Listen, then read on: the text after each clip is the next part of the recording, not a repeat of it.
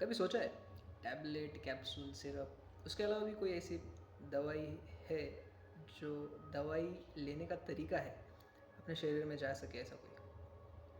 तो उसे किया जाता है इंजेक्शन। चलो आपको पता तो इंजेक्शन कैसे इन्वेंट हुए थे। साल था 1853।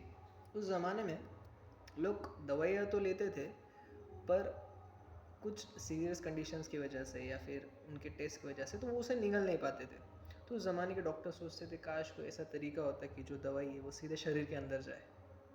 उस ज़माने के डॉक्टर थे अलेक्जेंडर वुड।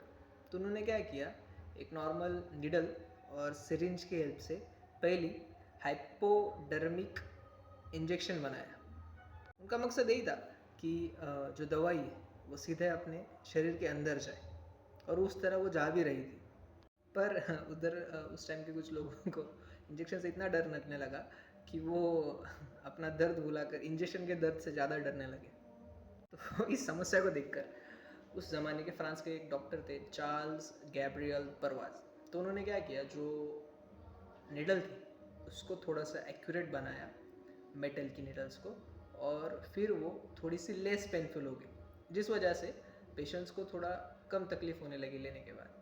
तो उस वजह से फिर पहले तो इंजेक्शन का फ़ायदा ऐसा होता है कि जो भी उसको उसकी बायोबिलिटी रहती है वो डायरेक्ट ब्लड में जाके, जो इंजेक्शंस का जो भी ड्रग रहता है वो डायरेक्ट ब्लड में जाता है, जिस वजह से उसकी जो बायोबिलिटी वो अच्छी होती है और इंजेक्शन की ऑनसेट ऑफ एक्शन रहती है वो भी थोड़ी सी फास्ट रहती है as compare to tablet and capsule.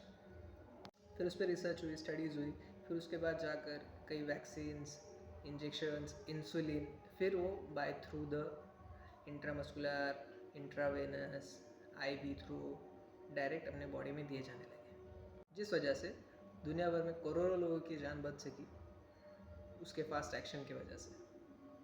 कभी कभी छोटी से छोटी कभी कभी छोटी सी निडल का डर ही बड़ी से बड़ी बीमारी को हराने का हथियार बन सकता है। ऐसे ही कंटेंट के लिए फॉलो करें और सब्सक्राइब करें मुसब टॉक्स को।